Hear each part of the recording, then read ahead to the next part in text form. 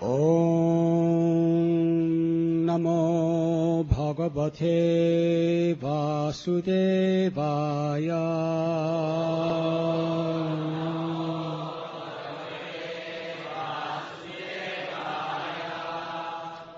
Vritrastu sakatam papa sarvaloko pathapana itam tritamati Krishna asit sangrama urbane. Vritrastu sakatam papa sarvaloko pathapana itam tritamati Krishna asit sangrama ulbane. Vritrasura was situated in the blazing fire of battle and was an infamous, sinful demon, always engaged in giving troubles and anxieties to others. How could such a demon become so greatly Krishna conscious? Purport by His Divine Grace, A.C. Bhaktivedanta Swami Prabhupada. It has been described that a Narayan Parayan, a pure devotee, is rarely found even among millions and millions of persons. Therefore, Parikshit Maharaj was surprised that Vritrasura, whose purpose was to give trouble and anxieties to others, was one of these devotees, even on the battlefield. What was the reason for Vritrasura's advancement?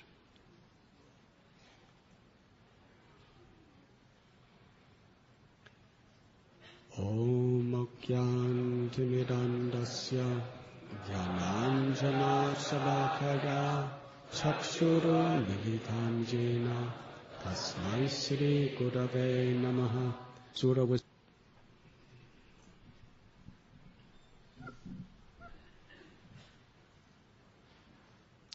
Today we are reading from Canto 6 of Srimad Bhagavatam, Chapter 14, entitled King Chitraketu's Lamentation, text number 6.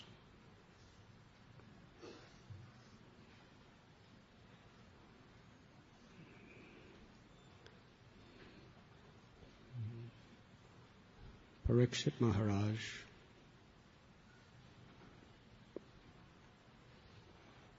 the great descendant of the Pandavas, who had the supreme fortune of directly seeing Krishna and feeling Krishna's love within the womb of his mother,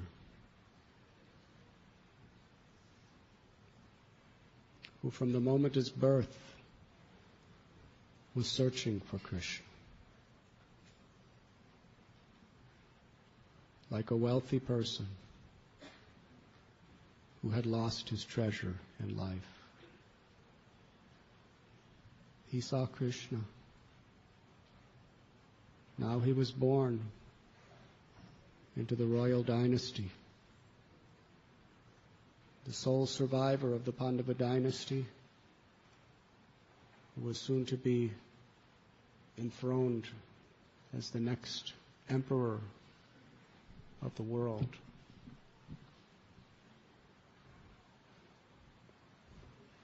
But he was like a man who had a fortune and lost it all, because he could no longer see Krishna. He longed, he prayed for that treasure to return. And wherever he went, throughout his life, he was observing, watching, looking for Krishna. Krishna tells in Gita, for one who sees me everywhere and everything in me, for him I am never lost, nor is he ever lost to me. If we're looking for Krishna, we will see Krishna everywhere. In separation, within our heart, we see. When Krishna was in Vrindavan, the gopis were seeing him with their eyes. But after he left for Mathura and then Dwarka, they could not see him with their eyes. But in their separation, they were seeing him within their heart. And therefore everywhere they looked, at every leaf of every tree, every flower, every house, every person, they remembered Krishna. In remembering Krishna, we see Krishna internally. To always remember Krishna and never forget Krishna is the process by which we see Krishna.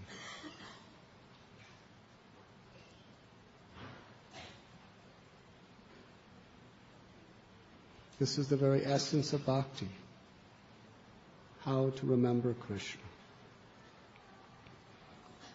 All of the 9 processes of devotional service are ways in which we can intimately remember Krishna.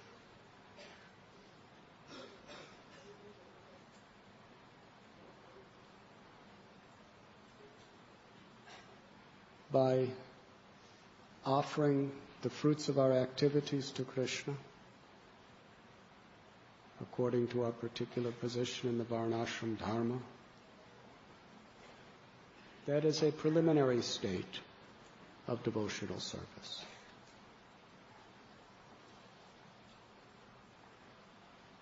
When Sri Chaitanya Mahaprabhu was told in Udupi by some of the leaders there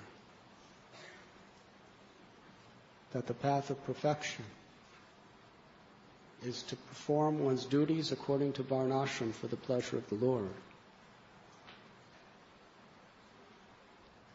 the Lord considered, yes, but that is not the real perfection.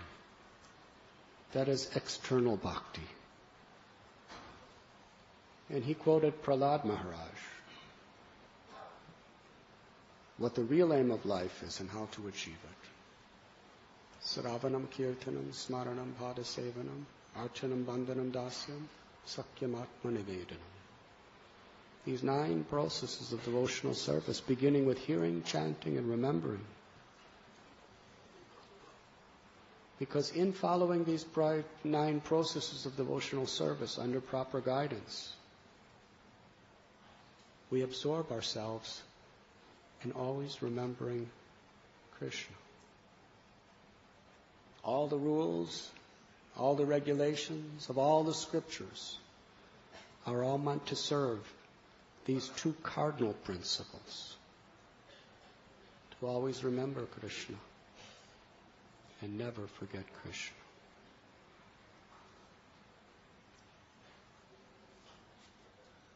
Sri Chaitanya Mahaprabhu especially taught the most honest and effective way of cultivating this remembrance of Krishna in a mood of separation.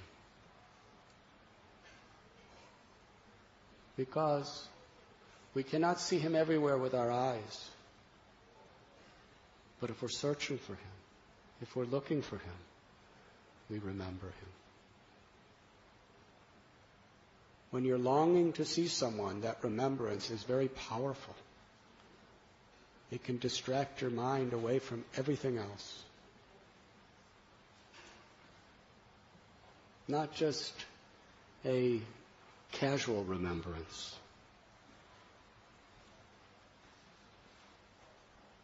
In ordinary religious ritual, we may not remember at all. We may be thinking of something completely selfish or material while we're performing our puja.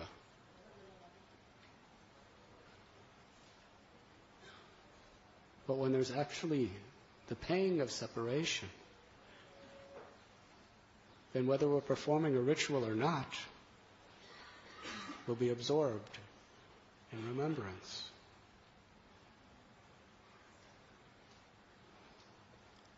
So this is the great mercy Parikshit Maharaj received. Before he was even born to see the light of the world, he saw Krishna. Before he saw his mother or his father or the light of the day, he saw Krishna. The womb is a very dark place. I don't remember specifically, but it seems that it would be a very dark place. 9 months in the womb of a mother. During the last duration of that confinement, the embryo is conscious, seeing, feeling, tasting, aware of the pleasures and pains it's undergoing, completely bewildered.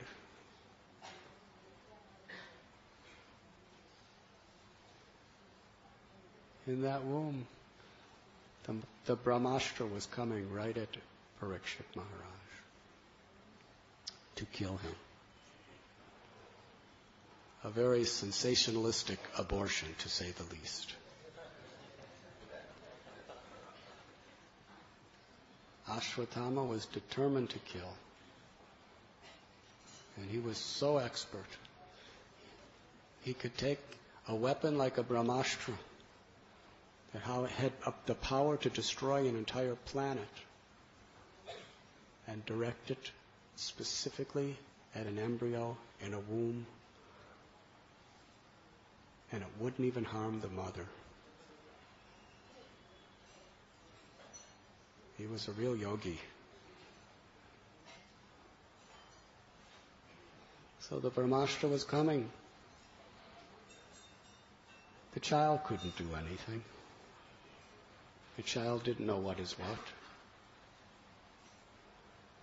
But his mother, Uttara, she loved her child. She would give her life 1,000,000 times in a second to protect her child. And she was helpless. Similar to Draupadi. When Draupadi was in a very dangerous condition of life, about to lose that which was more sacred to her than anything else, her chastity, because her chastity was a very intimate and integral part of her identity with her husband's.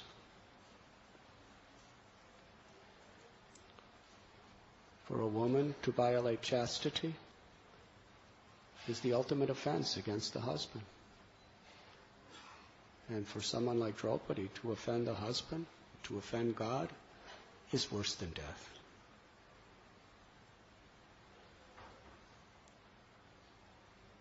So, she was praying, but she was helpless. But she cried out with Krishna with such feeling that Krishna came to save her. Uttara is in the same situation. Her own child her only child, was about to be killed. And there was no question of another child, because her husband was already dead. And there was no question that she would ever remarry. So that was it. If she wants to be a mother, it's it. It's the one and only chance. Husband's dead. She cried to Krishna. And this is a very philosophical principle. That we are covered in the darkness of ignorance. Om agyanti mirandasya gyananjana chalakaya chakshurun militam yena tasmai sri gurave namaha. The conditioned soul is like in the womb of material nature, in the womb of ignorance, in great darkness, where there is danger at every step. So many inflictions will come upon us.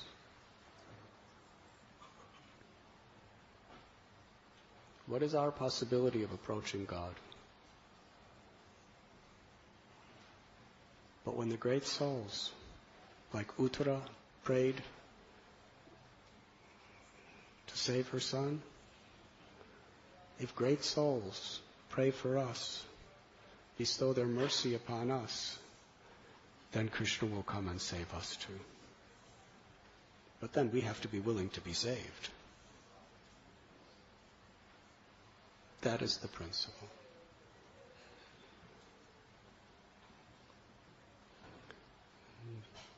At the Pune Yatra, our dear Gaurvani Prabhu, who made us dance and sing so joyfully with his kirtans,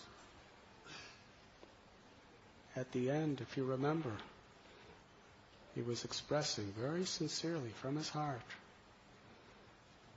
that the only reason I'm a devotee at all, or I am where I am, was due to the prayers of my mother.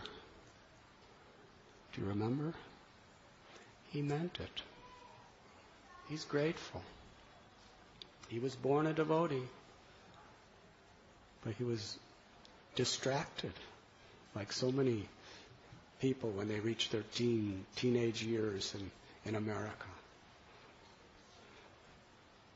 But despite how hard he tried, his mother's prayers attracted Krishna to pull him back into a joyful, blissful life of Krishna consciousness. And he knows that. And he's grateful.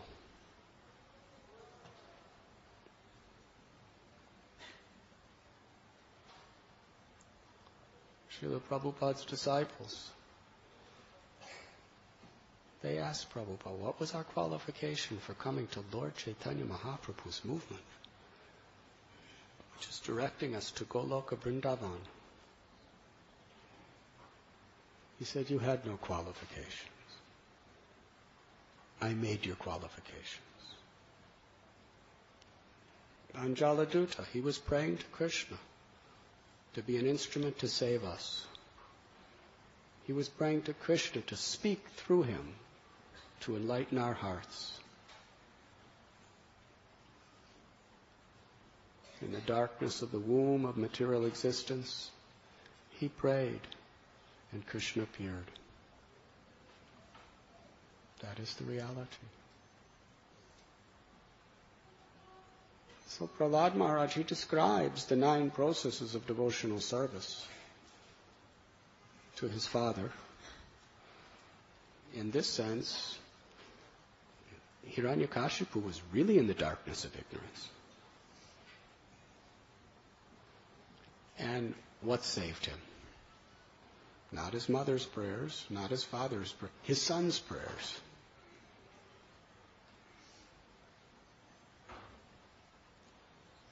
After Prahlad describes the 9 processes of devotional service, he explains to Hiranyakashipu that really the only possible way to follow these 9 principles of bhakti properly. Naishammatis tavat urukramangrim sprishatyanarthapagamo yatartha. Mahiyasam padarajobhishekam viskinchananam navranityavat. One must have the blessings of great souls. Narada Muni prayed for Prahlad. Prahlad prayed for Hiranyakashipu. Srila Prabhupada's praying for all of us. This is the disciplic succession of being prayed for. If we take the dust of the feet of the great souls and make that our life and soul, that means by becoming the servant of the servant of the servant, then Krishna will enter into the dark womb of our consciousness and give us light. That is the path back to Godhead. And actually there's no other way.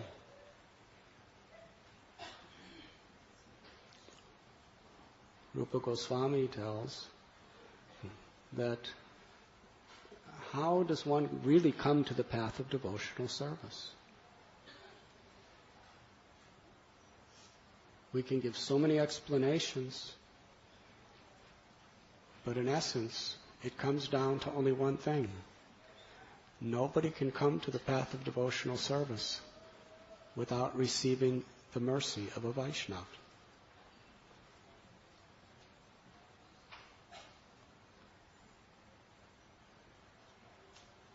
Parikshit Maharaj received so many blessings.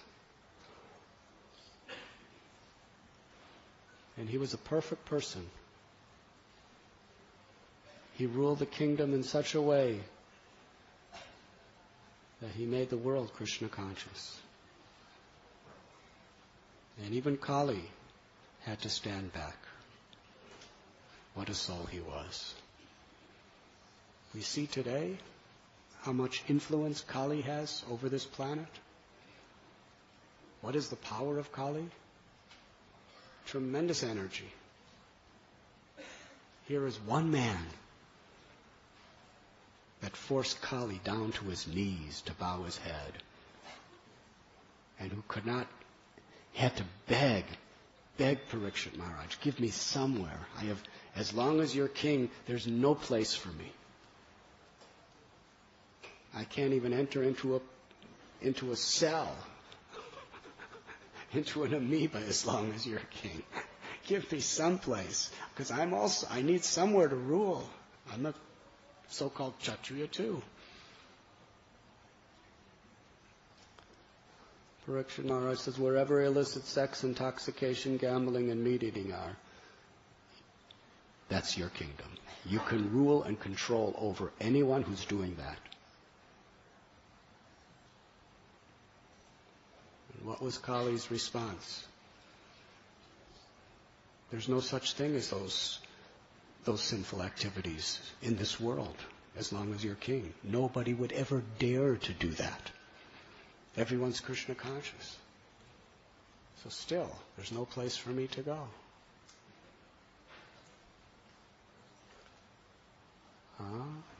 You can wreak the havoc of quarrel and hypocrisy, and through that process degenerate religious principles, create conflict, war, hatred, envy, and all other vices. To your heart's content, wherever there is the greed for wealth, greed for gold. And we see how due to this greed, so many sinful activities are coming in this world. And so much fighting and hatred and envy.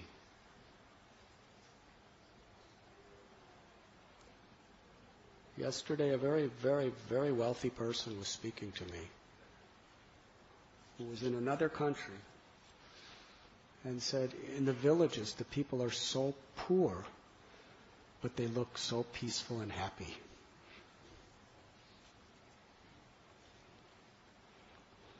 Haribo. That's because they're not greedy. Whatever little they have, they share with each other and they're happy. Narada Muni, he cursed Nala Kuvera and Manigriva to become trees out of his mercy. Srila Prabhupada explains very nicely how greed for wealth is such a source of misery. We think we need more. With wealth comes prestige and power, and we want more and more. But as long as we're using it for our own selfish purposes, we're just taking a noose or a rope around our neck and we're just pulling it tighter and tighter and tighter with every paisa we get. Unless we're using it in God's service. That is a fact. But Kali keeps us in this delusion, this illusion. Simple living, high thinking is what Krishna consciousness is about. Factually, Parikshit Maharaj was emperor of the world, as was Yudhisthira, but they lived the life of simple living, high thinking. They didn't have greed for anything. They didn't have attachment. They used it all for Krishna. They used it all for the benefit of others. And they had what they had. And they used it properly for their family as well. But there was no pride or no greed. These things kill. They murder. They terrorize. They slaughter the good qualities of the soul.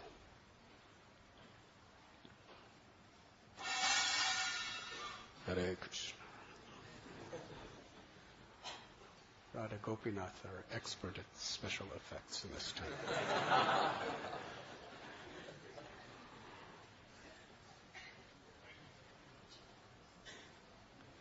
So Narada Muni was so merciful to Manigriva and Nala Kuvera that he took them from the beautiful bodies of demigods and the heavenly planets, the sons of Kuvera, which means they had access to all the wealth of their father, the treasurer of the heavenly worlds.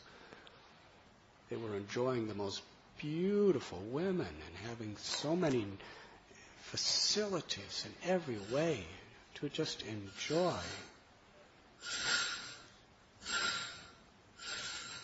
And the next moment, they had the bodies of trees. No more nice heavenly flesh, but bark as flesh. Nobody could look at their eyes. They had all these arms all over the place, struggling all over. Arjun trees, they're not very beautiful trees. If you've ever seen them.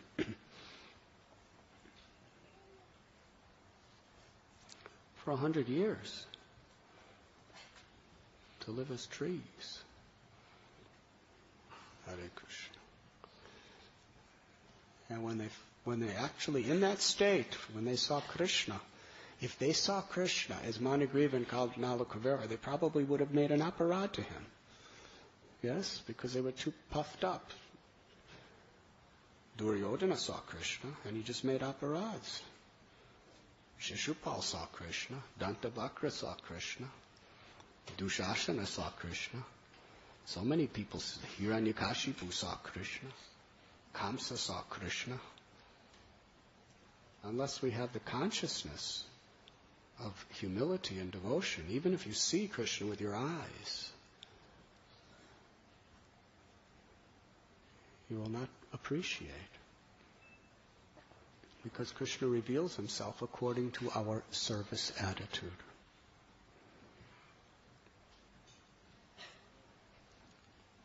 So as trees, they were really humbled. They couldn't even walk. Can you imagine? It's one thing to be a tree with the consciousness of a tree. But they had the full consciousness of demigods, with the body of a tree. Imagine that. They were accustomed to flying around on their flower airplanes anywhere they wanted, doing anything they wanted, eating anything they wanted, drinking anything they wanted.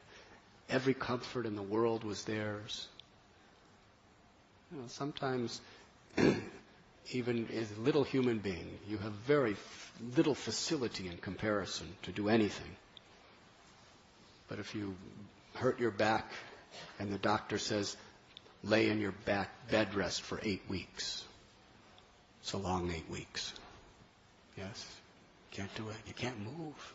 Can't get up. So many things you want to do. Or you may have to fast for some time. Just drink water. That's all trees get to eat, right?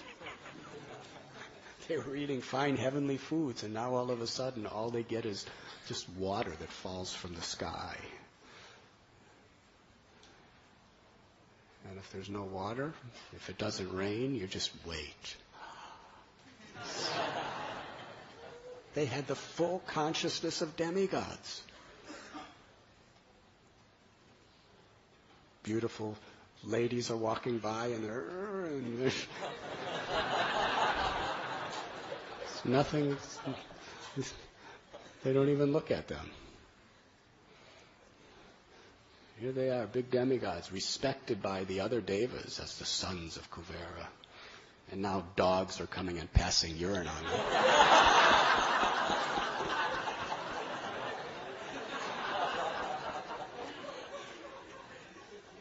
You're laughing, but they were not laughing. They had to get used to this new lifestyle. It's culture shock.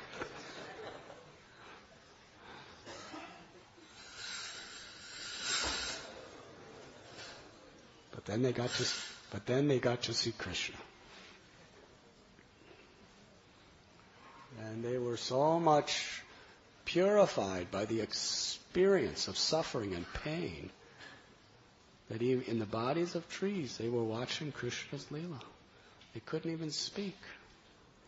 Can you imagine? You can't speak, you can't move. To stand in the monsoons and the cold winters. And winters are cold in Vrindavan. Summers are hot. People are coming unto you to get, but there's no shelter. Very difficult. But they praised Narada Muni. He was so kind. He freed us from our greed for wealth, so that we were actually receptive,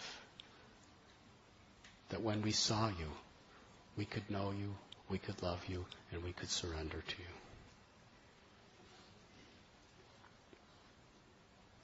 you. Parikshit Maharaj,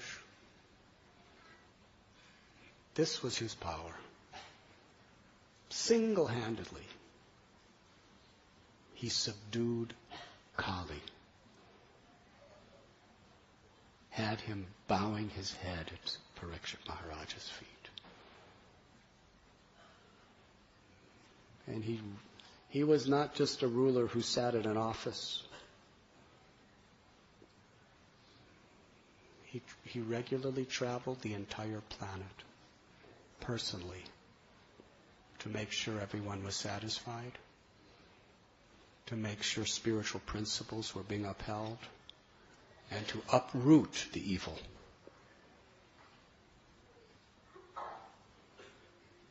Such a king. And he was cursed to die for a small mistake. But like so many stories in the Bhagavatam, it really was only apparently a mistake. Ultimately, it was Krishna's will. How is Parikshit Maharaj, who was so totally self-controlled, who was so compassionate to all living beings, who was such a protector of the Brahmins, why would he become angry at a Brahmin? just because he was thirsty. Yes? It was completely out of his character. It was really out of his character.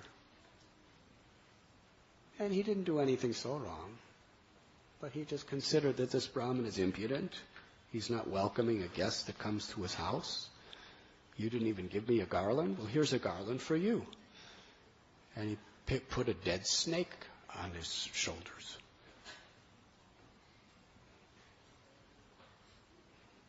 And for that, Sringi, the son of Swami Rishi, cursed him to die in 7 days.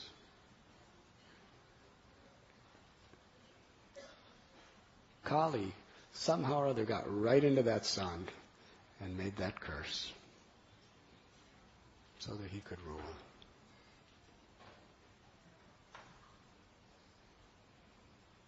Parikshit Maharaj actually was just a puppet of the Lord to make that mistake for a higher purpose.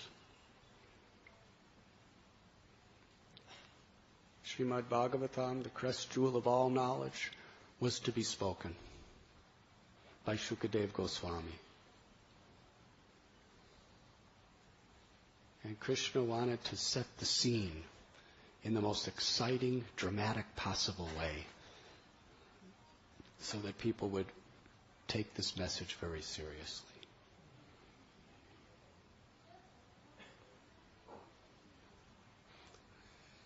I have been told by capitalists of this country and others who are in propagating various consumer goods that advertising and packaging is such an important part of convincing people to buy a product.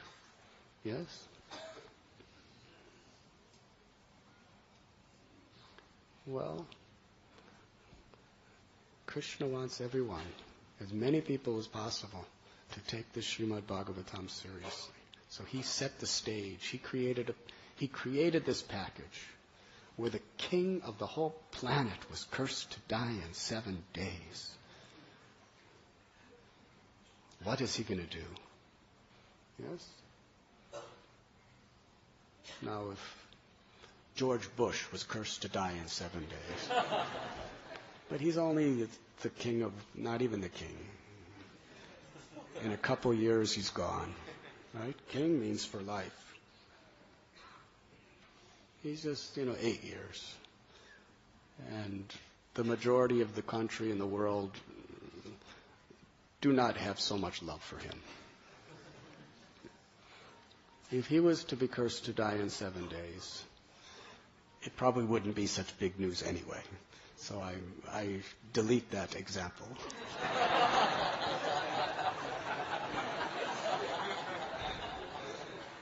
But Parikshit Maharaj was loved by everyone. This is amazing. What is he going to do? He gives up everything. He goes to the bank of the Ganges at Shukatal. Have any of you been to Shukatal? Krishnananda Prabhu, you have been everywhere.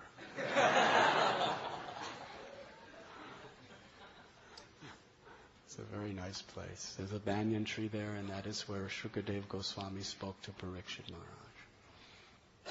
And this was such a dramatic event that all the rishis, the sages, and all the learned people from the entire universe came to that place to be with the king as he was going to die. And there he inquires from Sukadev Goswami. Now, Srila Prabhupada explains, and the Acharyas say the same, that Parikshit Maharaj had so much power, he could have counteracted that curse if he wanted to. He was not an ordinary being. He could have punished Shringi, that foolish boy, for this curse. But he sought no retaliation. He wanted no revenge. He didn't even want to protect himself from dying. In fact, he considered this an opportunity. Life is not, Shukadeva Goswami tells him in the second canto, human life is not meant for quantity. Better one moment of full consciousness than to live a long life without.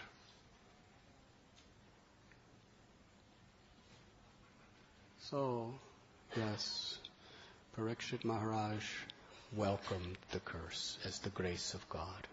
Tatenu kampam susamikshemano bunjana evatmikritam vibhagam haridvagvapurvir vadatam namaste jiveti yamuktipade sadayavak.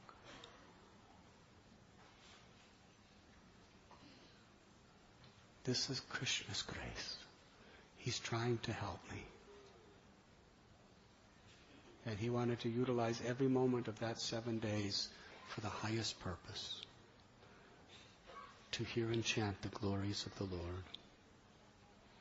He received the blessings of so many great devotees. And he sat at the feet of Sukadeva Goswami.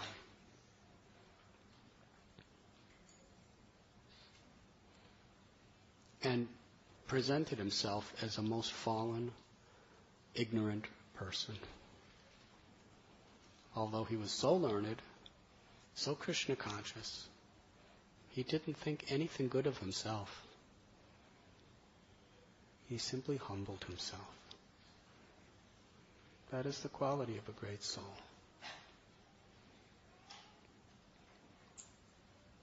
Parikshit Maharaj is sitting there on Mother Ganga's bank in the presence of Vyasadeva, Narada Muni, Vasishta Muni, Vishwamitra Muni, Devala Muni, Bhardraj Muni, Angira Muni, Agastya Muni, all the great celebrities, they were all there.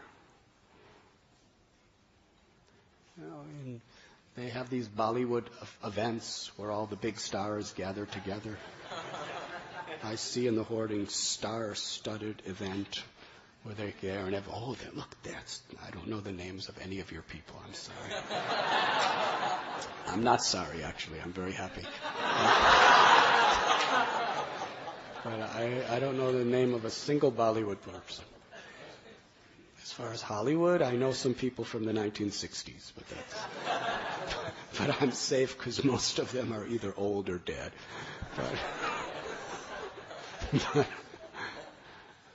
But if you go to such an event, look, there's that girl. And look at there she is. You know who that is? Yes, of course I know who that is. It's very, when there's some kind of social event and all these big people are there that are so world famous and so great. It's quite thrilling experience, isn't it? Well, can you imagine? Every great sage and rishi from the Puranas, whatever time they lived, even if they lived 1,000,000 years ago, they still came.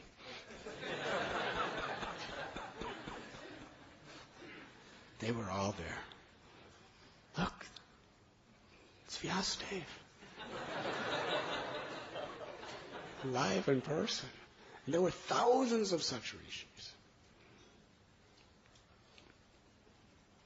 Who we read about, who we hear about, who we pray for. The gurus of the greatest personalities that ever lived, they were all there.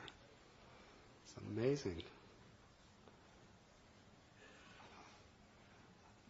All out of love for Parikshit Maharaj. Such blessings. So we find Parikshit Maharaj totally engrossed in the Srimad Bhagavatam. A little later, when it comes, he's going to tell Shukadeva Goswami that previously, this is in 10th canto actually, previously, when I was just a few hours, I had no water, I was so thirsty that I made that mistake and offended Samik Rishi. But here, I have not had a drop of water or any food for many, many days. And I haven't even slept. and I'm not feeling the slightest bit of hunger, thirst, or fatigue. Because I'm being nourished by the flow of nectar that's coming from your mouth in the form of the narrations of Krishna Katha.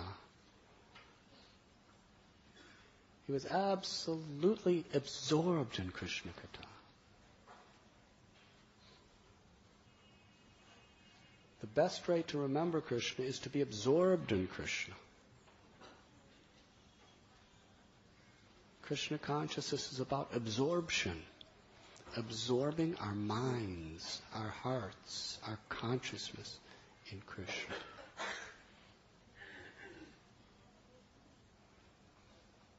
When we're performing devotional service, if we do it casually, there'll be minimal purification, minimal benefits to us, and we give minimal pleasure to Krishna. Because Krishna doesn't want the thing we do. Krishna wants our consciousness. Because our love is about our consciousness. So we should absorb ourselves. And Prabhupada was expert. Srila Prabhupada taught us that if you're really striving to do your service the best you possibly can, then you're absorbed in your service. Whatever we're doing, we should do it with our full heart, with our full consciousness, because it's for Krishna. If you're making a garland for Krishna, absorb yourself. Make it the best way for Krishna. Krishna is not pleased with how the garland looks. Krishna is pleased with the attitude in which you make the garland. If you're offending other people while you're making your garland, it may look beautiful to the eyes of mundane people. But Krishna, if you offend others, if you take flowers away from them for your garland, and you have the best malati, mogra, lotus, rose, all those things, put it on Krishna, it's a garland of thorns for him. Because you had a thorny consciousness pricking others. Yes?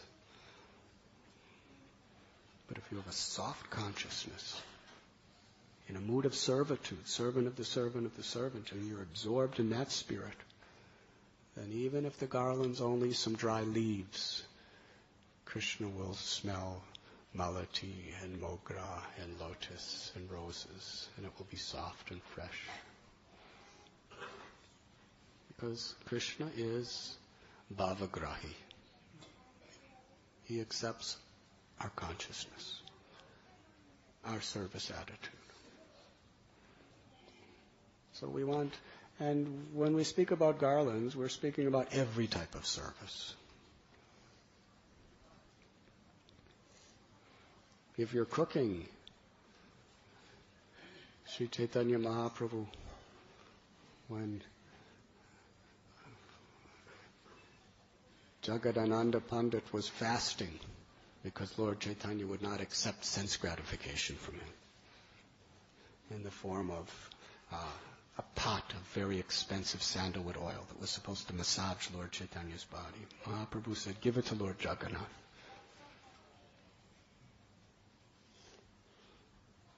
Jagadananda Pandit said, I never meant it for you anyway. Broke the pot. Just huffed off. Went into his room, closed it, locked it. Fasted. Just laid down and fasted. He was like on strike.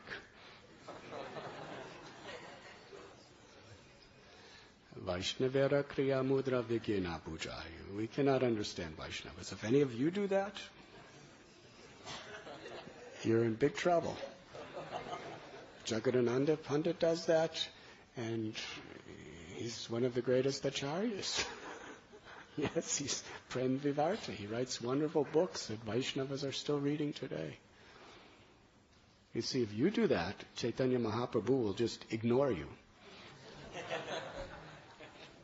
But Jagadananda Pandit does it. Lord Chaitanya comes to his house and pleads with him, please. He knows Lord Chaitanya couldn't get him to eat, no matter what. The only way he could get him to eat is if he cooked for Lord Chaitanya, and then he would get his remnants. So Lord Chaitanya loves this devotee so much.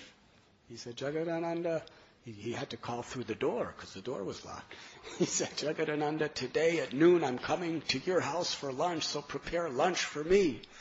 Anyway, Jagadananda Pandit was very happy because he could give Lord Chaitanya sense gratification. He could make really good preparations. He made so many nice preparations. And Lord Chaitanya ate. And Lord Chaitanya would usually just take a little. He was playing the role of a sannyasi. But it said, out of fear of Jagadananda Pandit, Sri Chaitanya Mahaprabhu kept eating more and more. And Jagadananda Pandit kept giving him more and more and more and more. And Chaitanya Mahaprabhu was afraid to say no. Because if he said no, Jagadananda Pandit might start fasting again. And when Jagadananda fasts, that's very difficult for the Lord. That was the reciprocation of the nature of their love.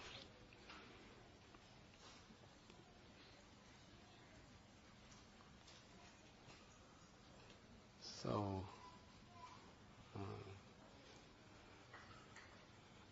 I forgot where I was going on that. Huh?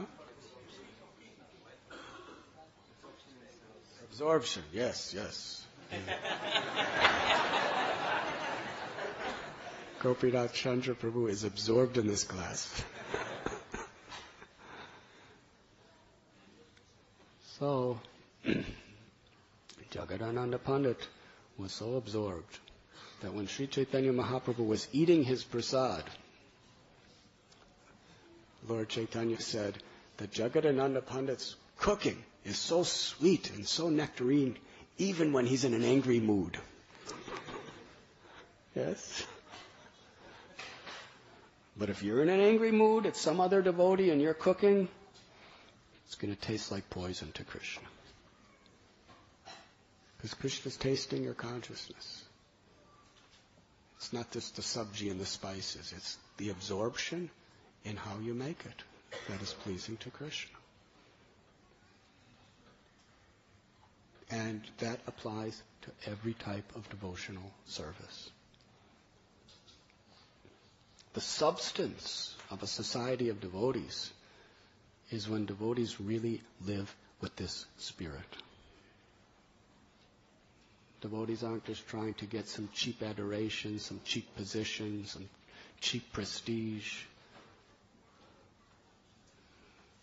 Bhakti Siddhanta Saraswati Thakur, he saw that in a spiritual society, even like Gaudiya Math, if people are after this, the whole substance of bhakti is compromised drastically.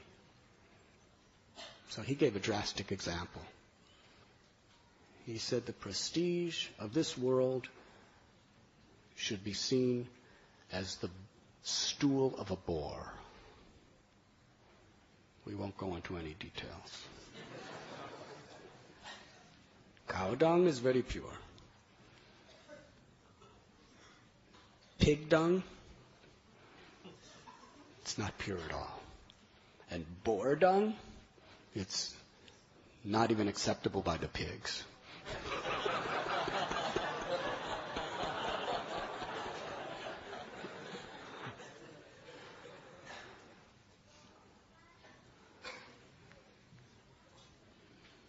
So in a spiritual society, the substance of the devotional attitude that we're all trying to develop is of the essence. That's what will ultimately attract the conditioned souls to the path of bhakti, when they see genuineness. Individual and collective, people are genuine. They're really striving to be humble. They're really striving to please Krishna through a proper service attitude. not trying to show off to each other, or control each other, or manipulate each other, or exploit each other, or be untruthful to each other for those purposes. But they're simple. A Vaishnava is simple. A Vaishnava's pleasure is to chant Hare Krishna, to take a little prasad and to serve. And we can do so many other things. Prabhupada was like that. He was so simple. Simplest man anyone had ever seen. But yet, to protect Krishna's interest, he was just unbelievably wise and proficient in everything he did. But his motivation was completely simple. Because he wanted nothing for himself. He just wanted to help others and please Krishna and his Guru. That's all. So although he was the world acharya, although in Juhu he had to do all sorts of, legal manipulations and everything like that, just so that Radharas Bihari would have their temple, he had to do so many things to avoid his devotees being cheated. He had to organize an entire society. He engaged himself in many complicated situations, and he did it with such efficiency, proficiency, and everything else. But he was totally simple, because his motivation was nothing for himself. His motivation was simply to please Krishna, to serve the Vaishnavas, and to be an instrument of Krishna's compassion for the conditioned souls. That's what simplicity is about. It's about our motivations. Yudhisthira Maharaj was a king. What's simple about sitting on a throne and wearing a golden crown with the most valuable jewels on earth? Yes? Usually they put the most valuable jewels on earth in the emperor's crown. Does that look simple? If Krishnananda Prabhu would come in with a beautiful jeweled crown and silken robes with gold embroidery and wonderful necklaces of pearl, emeralds, diamonds, rubies, earrings.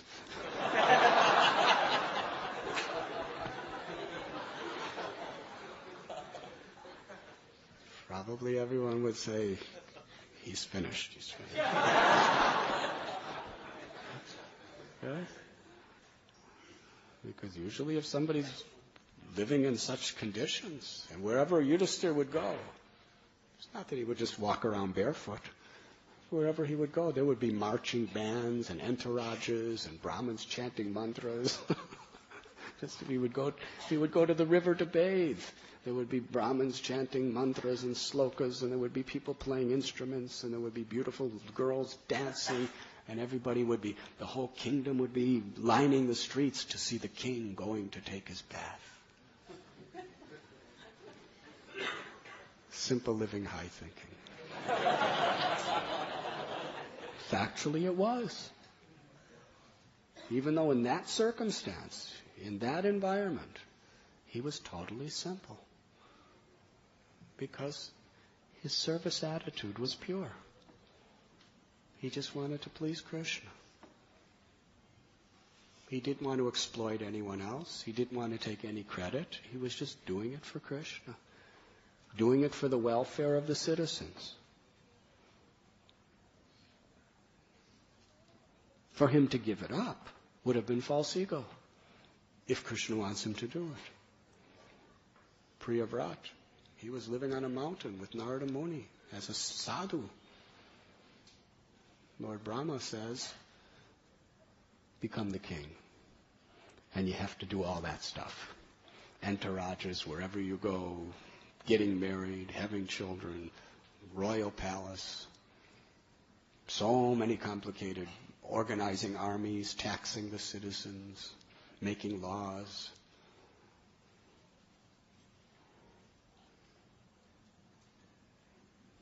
Priyavrata did it because that's what pleased Krishna. And no attachments except to please Krishna.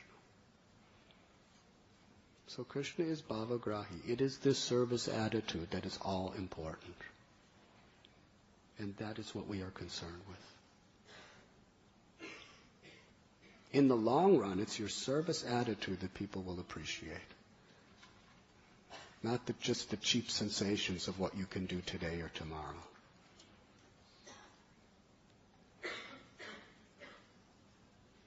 So in everything we do, we should really try to absorb ourselves in a service attitude. And in that spirit, when we do these 9 processes of devotional service, it will have tremendous effect on awakening our Krishna consciousness. As we were explaining yesterday, Krishna consciousness is so rare because you cannot attain it. It's given to you. All you could do is be receptive to receive it by your humility and your service attitude and your determination to follow the principles no matter what. In that soft-hearted spirit,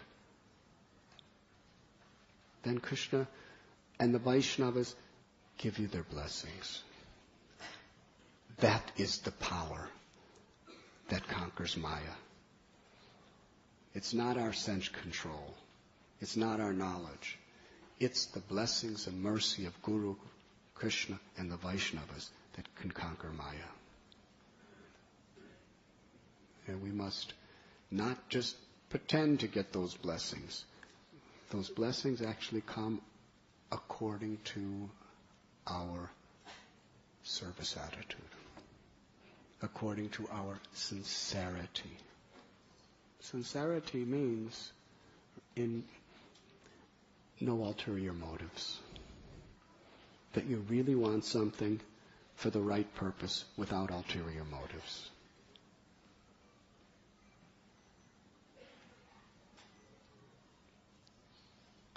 So Parikshit Maharaj, he was absorbed in this mood. And therefore, when he was listening to Krishna Katha, there was not even a thought of hunger or thirst. He was being empowered beyond his own capacity and abilities.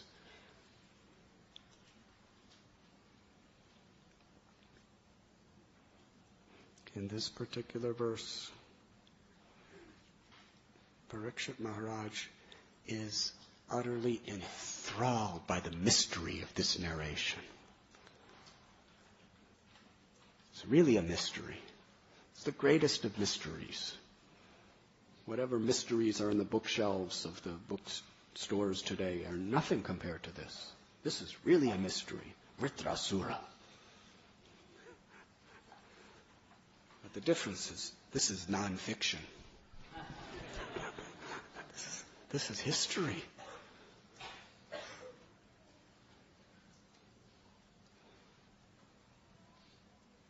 Fabulous story. How Krishna sets the philosophy in like a jewel set in a golden ring. Krishna sets the jewel of his philosophy in such a beautiful, beautiful environment. Yes?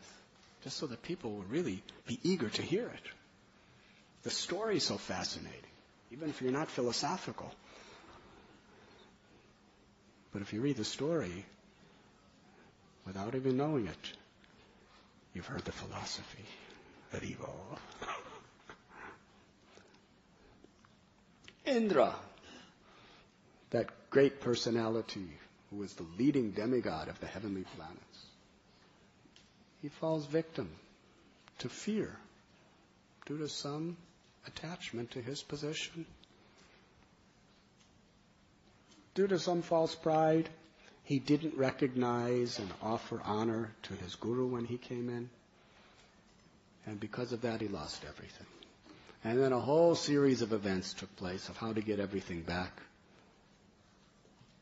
And ultimately, because of his aparads, the demons, the Asura race conquered him. And then he goes to Vishwarup. Yes? Vishwarup is a very amazing personality. And he helps. Lord Brahma tells him, go to Vishwarup. He goes to Vishwarup. Vishwarup gives him the abilities to get his kingdom back. But because Vishwarup was a very, very neutral person, he was kind to everyone. He offered a little oblation for his relatives, the Asuras. And what does Indra do? Cuts his heads off. Hare Krishna. So Tvasta, yes, who was the father of Vishwarup, he's a very powerful Brahmin. He doesn't have to go to the police and file a report.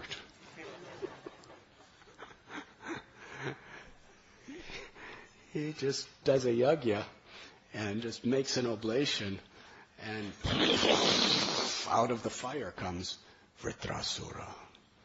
Instantly. Massive demon. Ugly as anything. So fearful. When he roared, the earth shook. He was so huge, he covered the sky, that he was trampling the demigods like ants under his feet. Hare Krishna.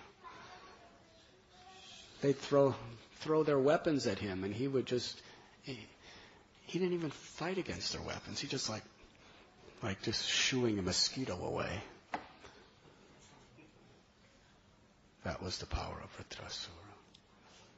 And he totally conquered Indra. Indra was absolutely defeated internally. Because he threw his club at Vritrasura. Vritrasura just effortlessly just threw it back. Just caught it and threw it back.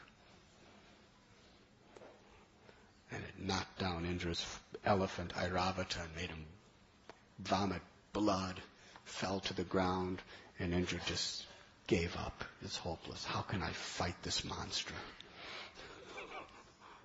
Huh? And Parikshit Maharaj is listening to this amazing narration. And then in that situation, when Indra's like Arjuna in Kurukshetra, just completely emotionally drained,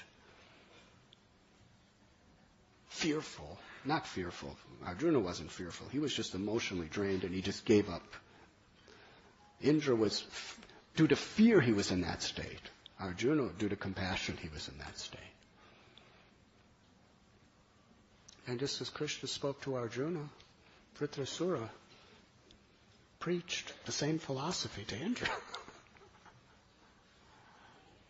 Perfect Vaishnava Siddhanta with such deep realizations. Amazing. Parikshit's listening. All of a sudden, this demon is preaching Hari Katha.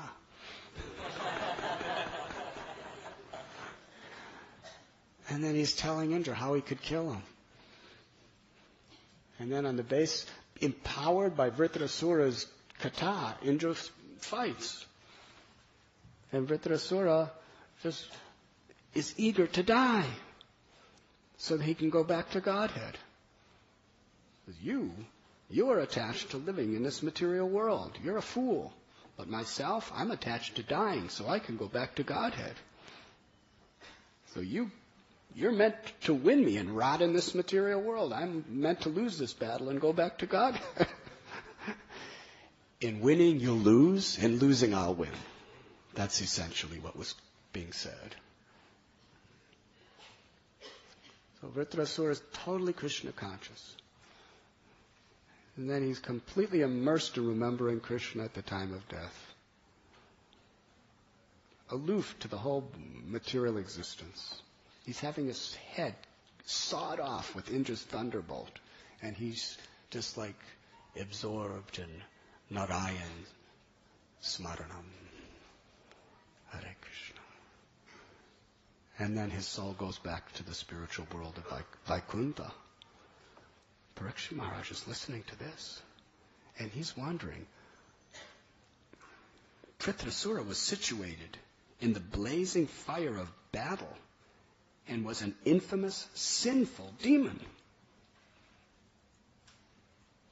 engaged in giving troubles and anxieties to others. How could such a demon become so greatly Krishna conscious? This is Parikshit Maharaj's amazement. Can you imagine the way Parikshit Maharaj must have stated this question?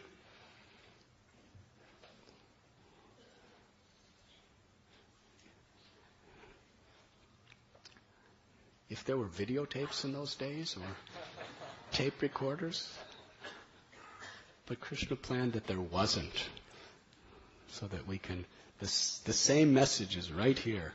And according to our service, you see, television and tapes and all that stuff, one of the limitations is you're mechanically listening. You could hear the vibration, you could hear the bhava and all that to some extent. But when you're reading, yeyatamam prapadyante tam stataiva bhajamyaham, according to how eager you are to hear, and according to the motivations in which you're reading, the personality that's speaking in the scriptures is going to come alive to you. You're going to hear their sentiments. You're going to hear their emotions. You're going to feel their voice. You can feel the power, the enthusiasm of their voice. Yes? It's not just a theoretical thing, because this is transcendental sound vibration. It's a Shabda Brahma. The vibration is non-different than the original substance of it being spoken. Srila Prabhupada said, if you're reading Srimad Bhagavatam with the spirit of Arjuna, you'll hear Krishna's voice exactly as Arjuna did in the pages. As you're reading, they will awaken in your heart. So for some of us, if we're not too absorbed, if we're not too eager, and we're not so serious, we could be reading this particular verse today and falling asleep.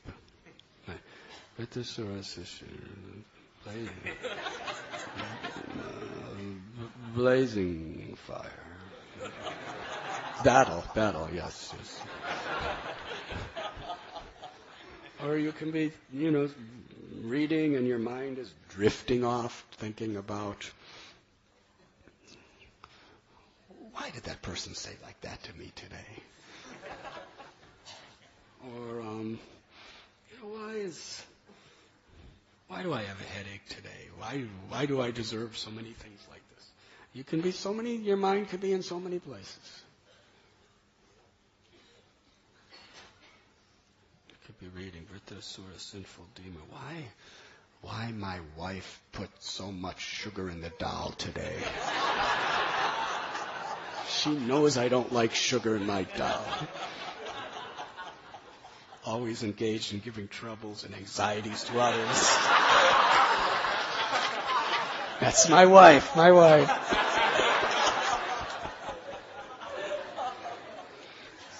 So, depending on how you're absorbed. But if you're really eager to hear, if you're really enthusiastic to hear, if you're really receptive and you have the blessings of Guru and Vaishnavas and Krishna, then from within your heart, Parikshit Maharaj's voice will actually speak these words as he spoke them on that riverbank. That is a fact. That is transcendental vibration. It is actually non-different. He's speaking to you right now as he spoke to Shukadeva Goswami. And every word of Krishna speaks. Every word Shukadeva Goswami speaks. Speaking, if you have the ears to hear, you'll hear it exactly as it's originally spoken from within. That's why reading is so special.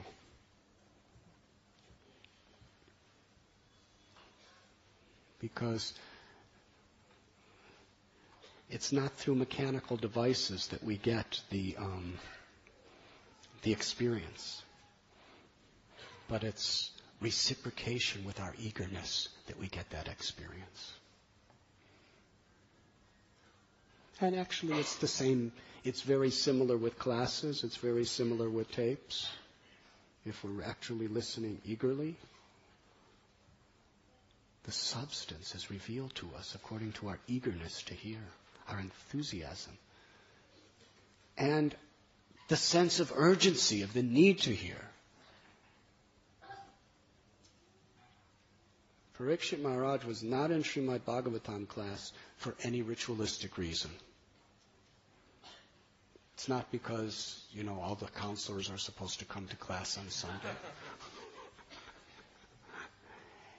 Urgency. I need it.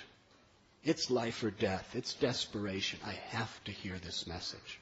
To the degree we have that spirit, the message is going to awaken within our heart. The true spirit.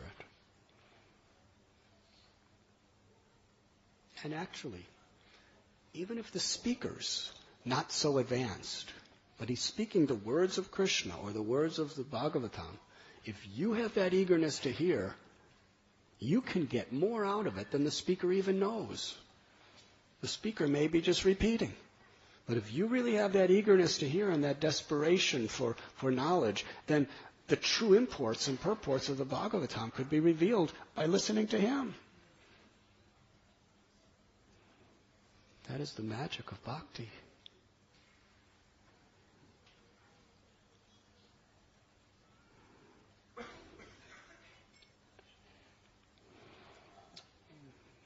Vaishnavera kriya mudra vigena pujai.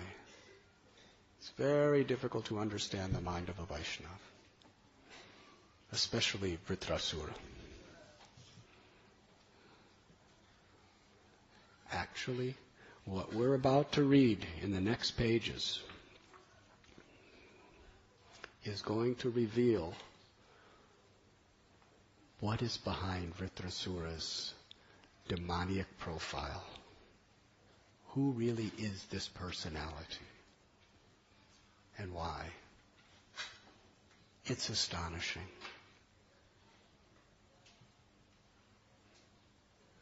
A devotee who is fully surrendered to the Lord, and we cannot imitate this. If you just think that, yes, I'm a devotee, so I'll become an infamous sinful demon and I'll give troubles and anxieties to others. Because it's bona fide, it's in the Bhagavatam. Devotees could do like this. You'll fall down, you'll lose everything. 100%. It's just a matter of time. Devotees don't put others in anxieties or give others troubles. Sometimes people, by their own mental condition, they're in anxiety and troubles by what devotees do. But devotees are really honestly, earnestly trying to be everyone's well-wisher. Never purposely put anyone in anxiety or trouble. That's a devotee. To the degree you're like that, you're a devotee. Paradukkha dukhi. Be real. Be honest. That's what Krishna consciousness is about. So, Vritrasura is going to be revealed in these future pages that he was such a surrendered soul. He was willing to do anything, everything, for the pleasure of Krishna.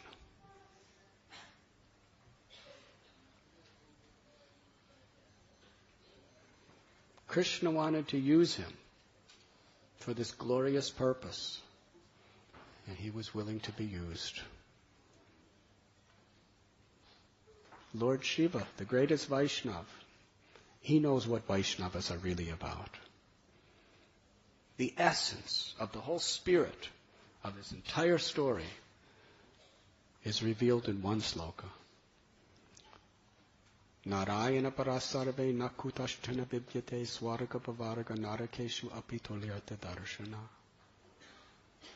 This is a Vaishnava, not concerned with his or her own selfish interests, only concerned with the interest of Krishna, to the extent that here is Chitraketu. Here is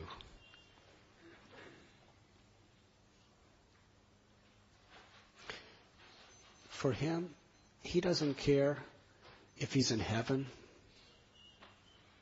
He doesn't care if he's in hell. He has no concern even for liberation. He only wants to serve the Lord. That's all. That is a Vaishnava.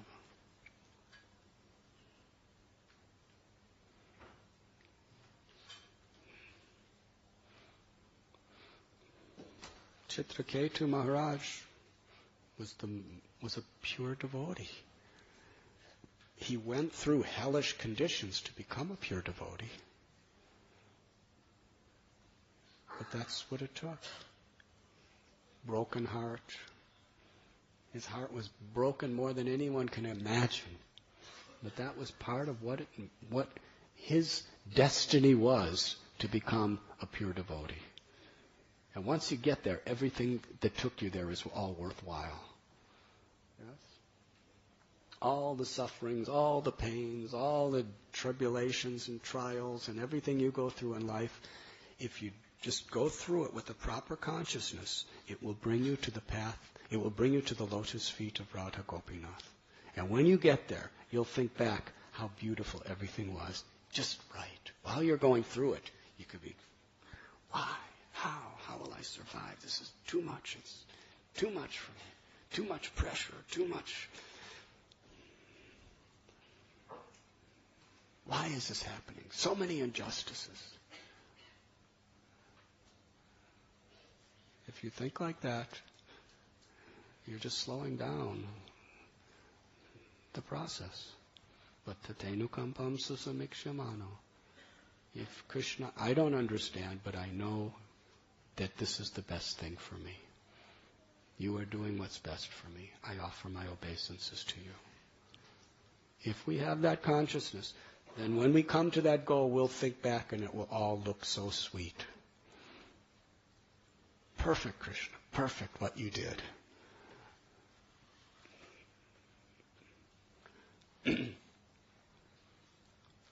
So Chitraketu, when he was suffering the death of his son and seeing his own wives killing his child, I mean, can you imagine the pain of that?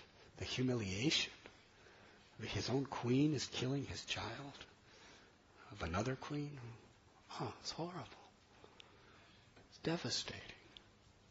He was hankering, and then he was lamenting. He was hankering for a child. He lamented the death of a child. It's too much. But like Manigriva and Nalakuvera, he was in a state where he could actually appreciate the message of Narada Muni. And he surrendered everything. And then after surrendering to everything, after all that, he's cursed by Parvati. So you may think that when you're a karmi, then all these things can happen to you. But when I'm a devotee, everything's supposed to be nice. This story from Bhagavatam will reveal to you it's not always like that. Even after he was a devotee, surrendered his life and everything, he's cursed by Parvati. It's not a small curse. The controller of the entire material nature is cursing you to be a demon and to go to hell.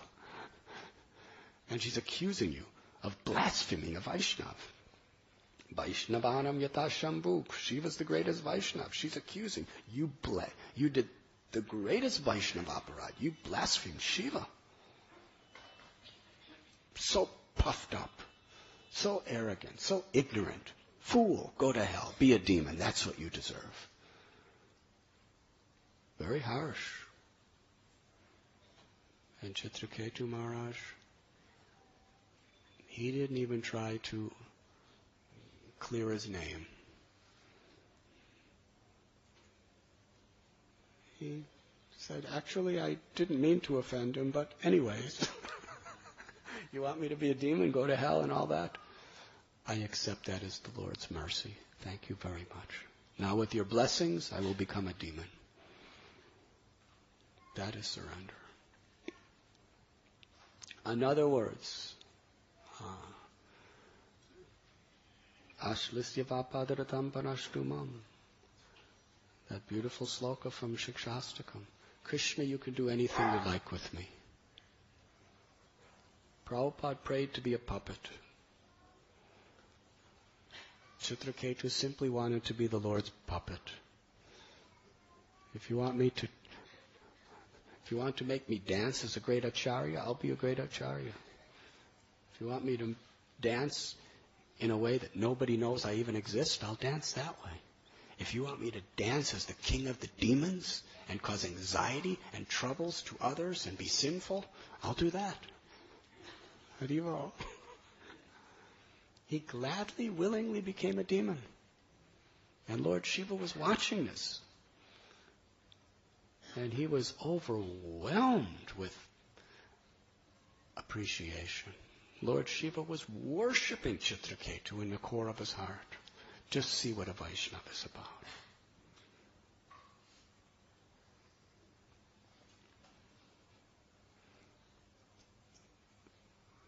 So we should not judge devotees simply by their external appearances. In fact, Rupa Goswami warns us of that in Upadeshamrita. That you shouldn't think because of a devotee's previous conditionings, or because of a devotee's birth, or because of a devotee's physical features, you shouldn't judge a devotee on that basis. It's very, very dangerous. A devotee, due to past conditionings, may have certain habits that we don't like. But if Krishna sees an earnest desire to serve in the heart of that devotee, Krishna is pleased with him or her. And if you offend them, or you ponder those bad qualities that you don't like in them, you're destroying your own bhakti. So we have to be very careful. We have to be very careful not to commit offenses. Because the mind will justify and give excuses why it's not only proper, but it's necessary to make this offense. In fact, the mind will tell you it's not even an offense. But we have to be very, very careful.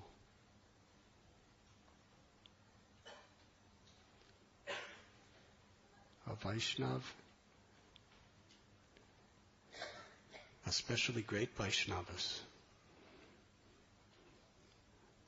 There was one great Babaji who acted in such a way. Bhakti Siddhanta Saraswati Thakur told his disciples, don't get close to him. But Bhakti Siddhanta Saraswati would go to him to get blessings. Because you cannot understand. Vamsi Das Babaji Maharaj. Only a few of his disciples, he told. Others, he said, you should keep your distance. You will not understand. But he would go there to take his blessings. So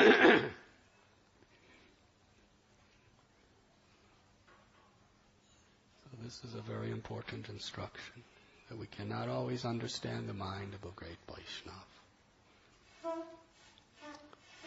Some devotees became very disturbed when Prabhupada would be angry on them. Even Giriraj Maharaj tells a story at the Delhi Pandal program. Prabhupada got angry on somebody on stage. And some of the organizers of Pandals were saying to the devotees that why your Guru Maharaj got angry. Great saints are not supposed to get angry. Huh? They can't understand. Narasimha Dev got angry. Chaitanya Mahaprabhu got angry. Jagayan Madhai.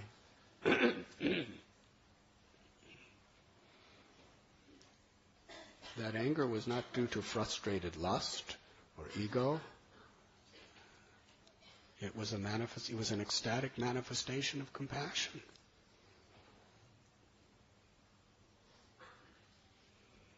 Devotees who understand Vaishnavism and understand, for them that's one of the most relishable pastimes of Prabhupada.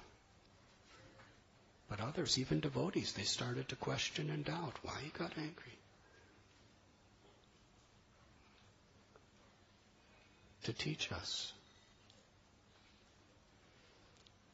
us how important it is to understand the message properly.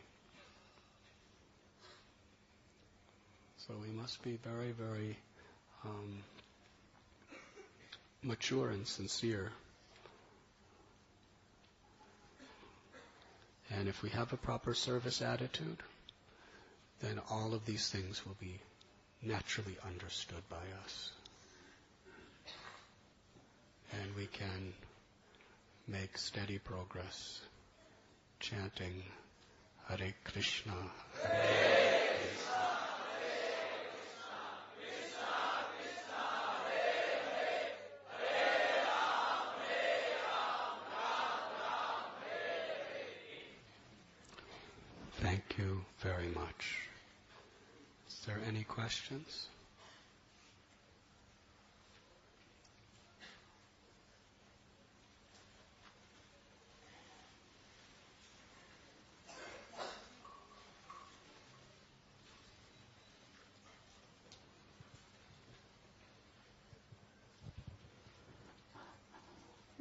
Maharaj, you such a wonderful and beautiful class on absorption. What I wanted to ask was, is this being absorbed in whatever we do in Krishna conscious activities, is it a mercy of Guru and Krishna, or is there a separate endeavor involved, or something that happens spontaneously over a period of time? Just wanted some clarification.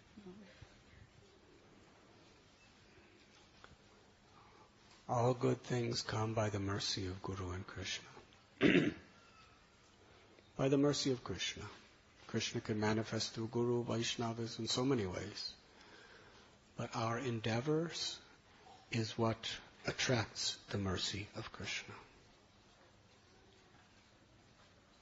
If we do not endeavor, even if the mercy is there, we will not be receptive to receive it. Yes? So our endeavor is all important. In order to access the mercy, which is our only hope. Sadhana Bhakti, we're asked to follow rules and regulations. That takes endeavor. It's not always easy to chant 16 rounds every day, minimum. It's not always easy to follow these principles. It's not always easy to control our gross senses, our ego, our pride, our anger. In fact, it may be very difficult. But Krishna sees that endeavor as the expression of our sincerity. And according to that sincerity, Krishna will manifest himself. He will manifest his mercy to deliver us.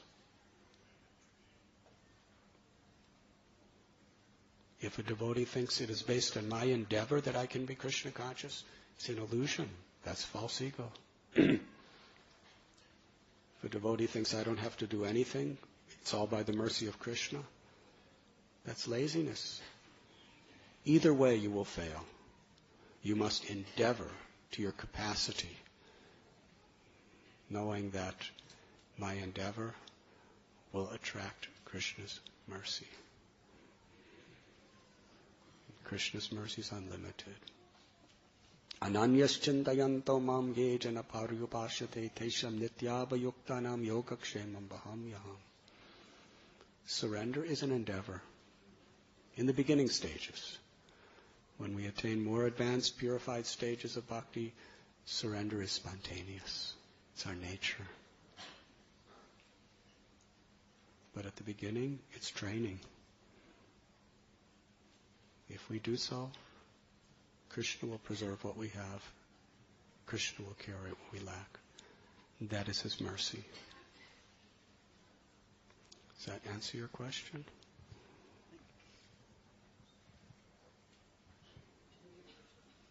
Yes, Murlidhar Prabhu. Maharaj, you mentioned today about the proper service attitude and how one should not be offensive. towards the Vaishnavas while doing your service. Maharaj, sometimes the service of yours will need to instruct or maybe to behave in a particular way towards other Vaishnavas. And you may be able to be very sensitive enough not to offend them also. And in that mood, you may be doing a service. But by doing the service, the person whom you are dealing with, that person takes it as an offense, unknowingly. You know that with all the care you have taken and you are dealing with that person, maybe your position demands to behave in a particular way with that devotee, because you want to get the things done and you are asked to do the things. But the devotee takes it as an offense. Now, does it become an offense to the person who has committed that? Does it become an offense then, if that devotee takes it as an offense? You sound very defensive.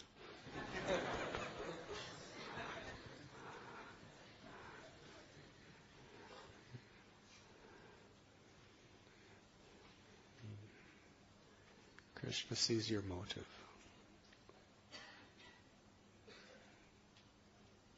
Certainly we should try to clarify such a situation, and we should also take inventory of our own motives and our own actions and words to see if we really did anything that was improper, and if we did, we should ask forgiveness. And we can grow through that experience.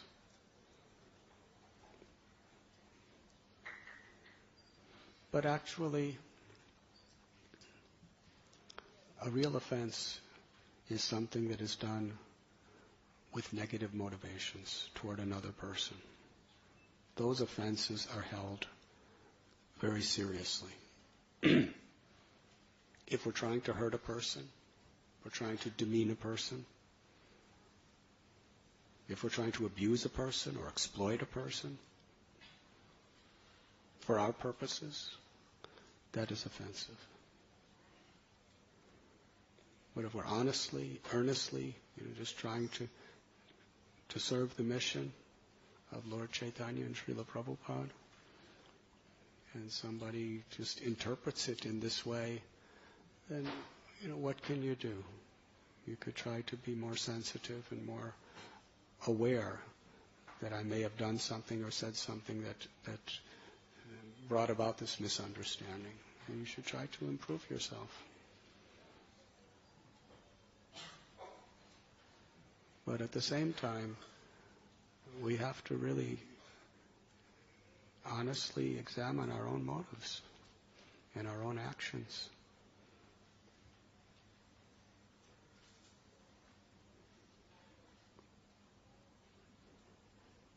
Does that answer your question? Sometimes, even if we're trying so honestly and earnestly, people just are like that.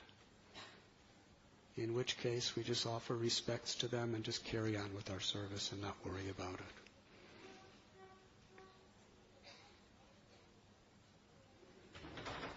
But another thing is, even that person taking offense to what you've done, it must be coming for some reason to you.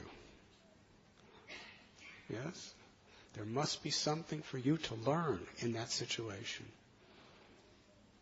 Maybe it's detachment. Maybe it's how to improve your character. Maybe it's how to be more aware of how others are perceiving you. But Krishna is speaking through that person, obviously, for your benefit, to learn something. So the main thing is really try to understand what Krishna wants me to learn through this person's anger toward me. Yes? And you'll grow.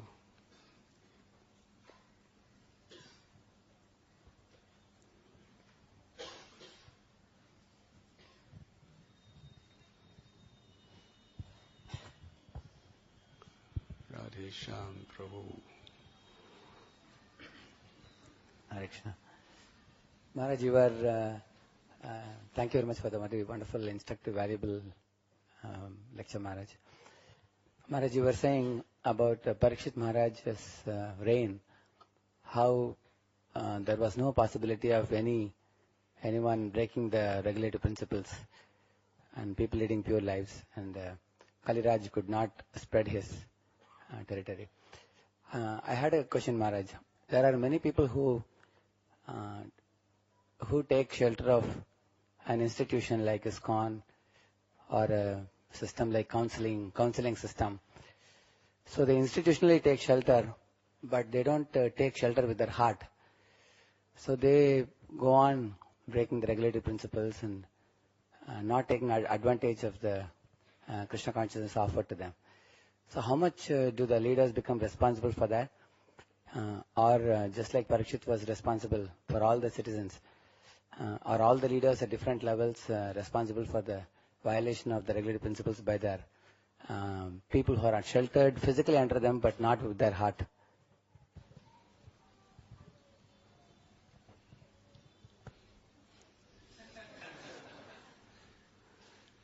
It is not easy being a leader.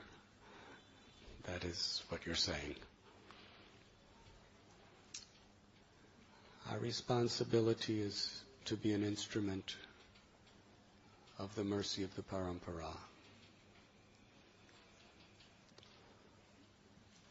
And everyone has their free will. Our responsibility is to lead them the right way. By our words, by our example,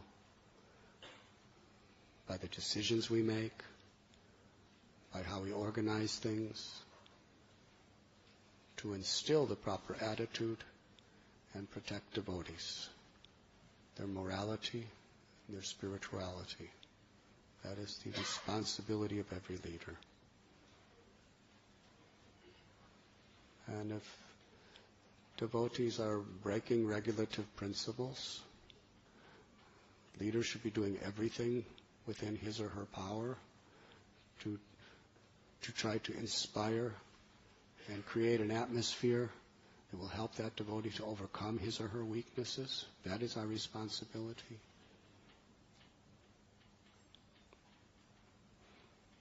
But ultimately, if we're doing things properly and we're always striving to improve, nothing is stagnant. Srila Prabhupada established ISKCON.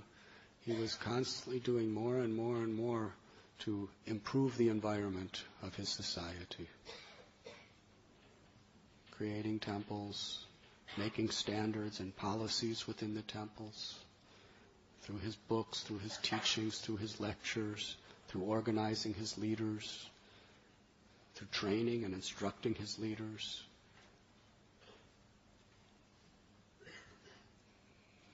That is a responsibility. But still, people will deviate. That is just the reality of this world in Kali Yuga. Your responsibility is to do everything you can to protect them from that. That's all.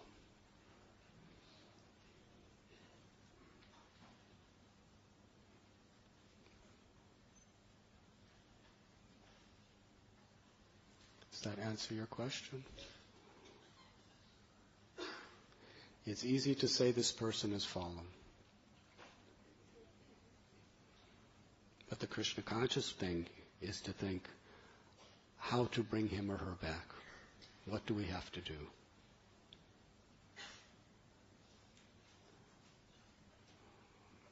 Anyone can just push off somebody as being a fallen soul.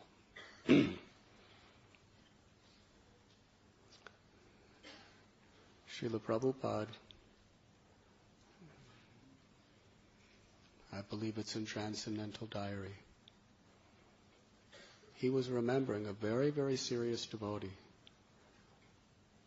that fell away from the principles of Krishna consciousness. And Prabhupada told his leaders, he said, our leaders must organize and manage a society so we don't lose good men like that.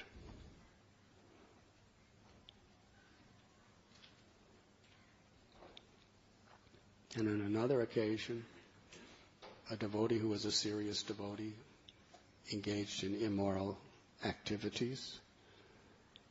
And Prabhupada told some of his leaders that it is our duty to bring him back.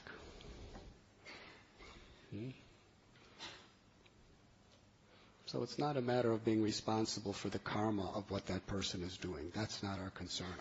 Our responsibility is to inspire people Krishna consciousness, to protect their Krishna consciousness, and if they fall away, to somehow or other create an environment by which they could come back.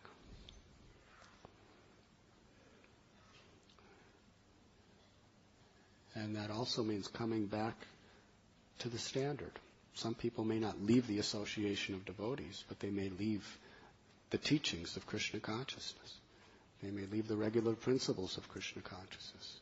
Our responsibility is to try to inspire them and create an environment where they can become strong again.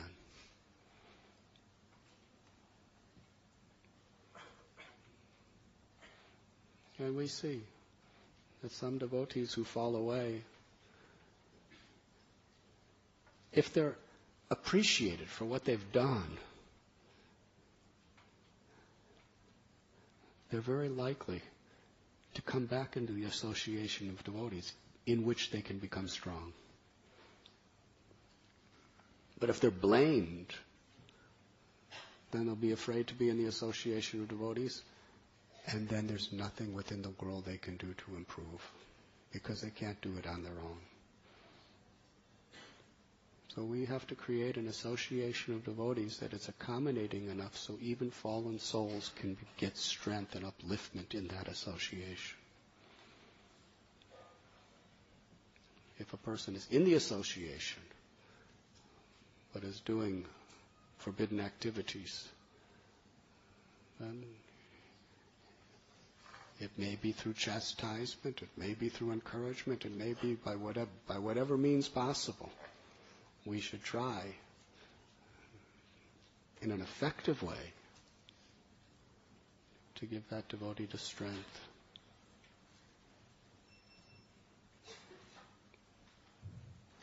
And we should be taxing our brains to doing everything we can to facilitating Krishna consciousness in such a way that devotees are happy, following the path of bhakti. And usually, if we create a dynamic, enthusiastic, happy satsang, the happiness that people derive in that environment of bhakti gives them the strength to overcome all their temptations for sinful activities. Yes? And we see in many occasions when devotees are enthusiastic for Krishna consciousness, they naturally are strict. But when they don't have that environment around them, they fall. So it's leaders' responsibility to create that powerful environment of love and trust, relationships between devotees. If devotees feel loved and trusted, if devotees enter into an atmosphere where there's real enthusiasm to chant the holy names, to hear about Krishna, to serve the deities, to preach the message, if there's a dynamic atmosphere like that atmosphere of enthusiasm and care and love can empower a devotee to overcome all his weaknesses or her weaknesses.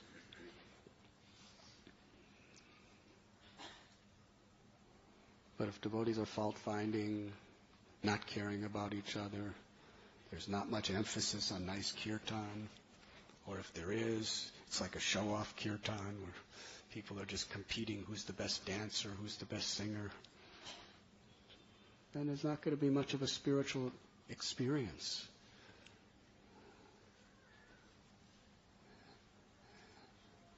And for many people in that environment, they're not going to be empowered to control their mind and senses. Vishayavanivartante niraharasya dehina rasavarajamrasopyasya param dristvanivartate. Really, the duty of Krishna conscious leadership is to give people the higher taste of bhakti. When they have that higher taste, they can happily control their senses, follow the 4 regulative principles, and be exemplary. And there will always be people who have their own desires. But it is our responsibility to do everything within our power to create that atmosphere.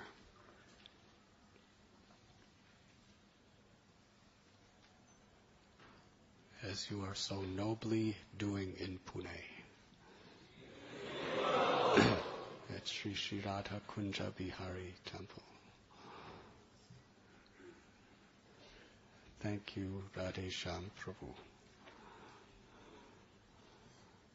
Whatever I'm speaking, I'm just thinking about how you do things, and I'm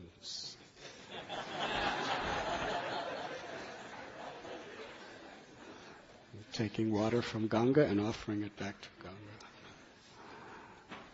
Srila Prabhupada ki jai. Thank you very much.